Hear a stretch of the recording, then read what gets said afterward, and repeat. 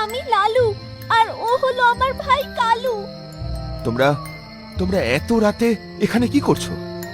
গ্রামে যা হচ্ছে তা দেখে আমার মা বাবা সবাই গ্রাম ছেড়ে পালিয়েছে, কিন্তু আমাদের ভুল করে রেখে চলে গেছে। আমাদের যে খুব ভয় করছে, এবার আমরা কি করব? আচ্ছা আচ্ছা, তোমরা কেঁদো না। আমি আজ রাতটা ওই জমিদার বাড়িতেই কাটাবো। তোমরা না হয় আমার সাথে সেখানেই চলো। তোমাদের মা বাবাও নিশ্চয়ই তোমাদের খুঁজছেন। চলো দেখি, রাস্তায় যদি দেখা হয়। চলো চলো, আমাদের নিয়ে চলো। কিন্তু সকাল থেকে মা বাবাকে এত খুঁজেছি যে পা ব্যথা হয়ে গেছে। আমরা যে আর হাঁটতে পারবো না। পারো যদি আমাদের একটু কাঁধে করে নিয়ে চলো না গো। বেশ বেশ, তোমরা উঠে এসো, উঠে এসো আমার কাঁধে। এরপর সেই দুটো বাচ্চা বীরের কাঁধে উঠে পড়ে। আমাদের কাঁধে নিয়ে তোমার কোনো অসুবিধে হচ্ছে না তো? না না, তোমরা তো ছোট বাচ্চা, তোমাদের কাঁধে নিতে আবার কিসের অসুবিধে? চলো এবার যাওয়া যাক। এরপর বীর বাচ্চা দুটোকে কাঁধে করে নিয়ে জমিদার বাড়ির উদ্দেশ্যে রওনা হয়।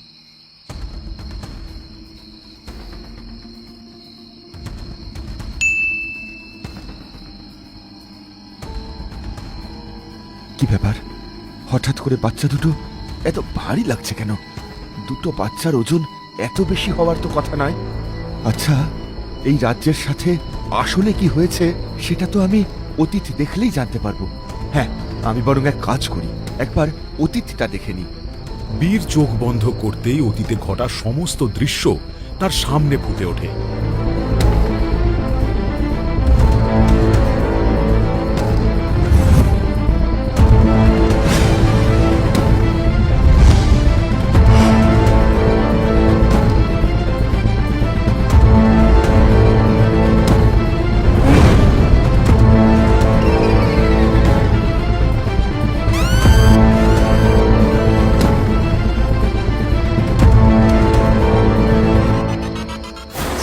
তাহলে এই ব্যাপার।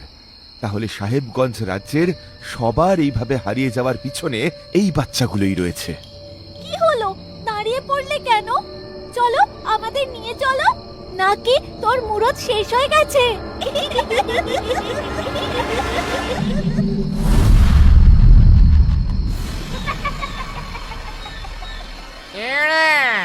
আমাদের দেখে ভয় পেয়ে গেলি নাকি? হ্যাঁ,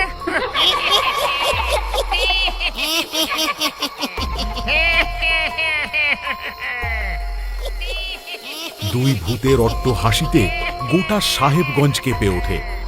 তাড়াতাড়ি আমাদের জমিদার বাড়িতে নিয়ে চল।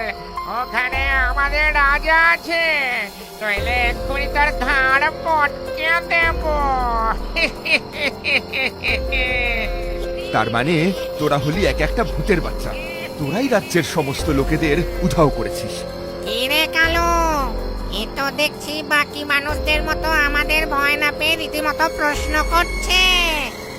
হ্যাঁ, আমি বীর, আমি কাউকে ভয় পাই না। বল বল, সেই মানুষগুলোকে তোরা কোথায় নিয়ে গেছিস? কি করেছিস তাদের সাথে? বল। তোর এত বড় সাহস, তুই আমাদেরকে ধমকি দিস? জানিস এক্ষুনি তোর মুন্ড ছিঁড়ে তোর টুকরো করা যেতে পারি। তাই না? তার আগে যে আমি তোদের দুজনের মুন্ডু নিয়ে লোফালুফি খেলবো। তোর এত বড় স্পর্ধা, দেখ তবে আমি কি করি তোর সাথে। চলো শুরু করতো আমাদের খেল।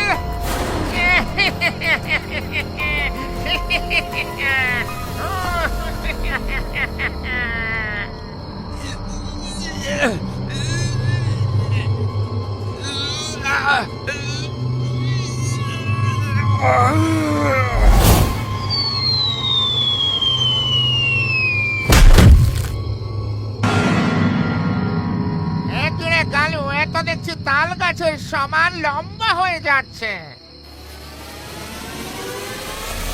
আর মানে এটা কোনো সাধারণ মানুষ নয় রে, এর নিশ্চয়ই বিশেষ কোনো শক্তি আছে।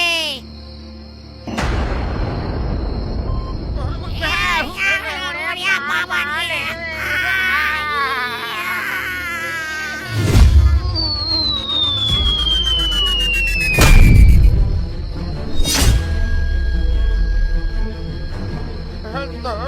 এত বড় সাহস তুই আমাদের ছুঁড়ে ফেলিস?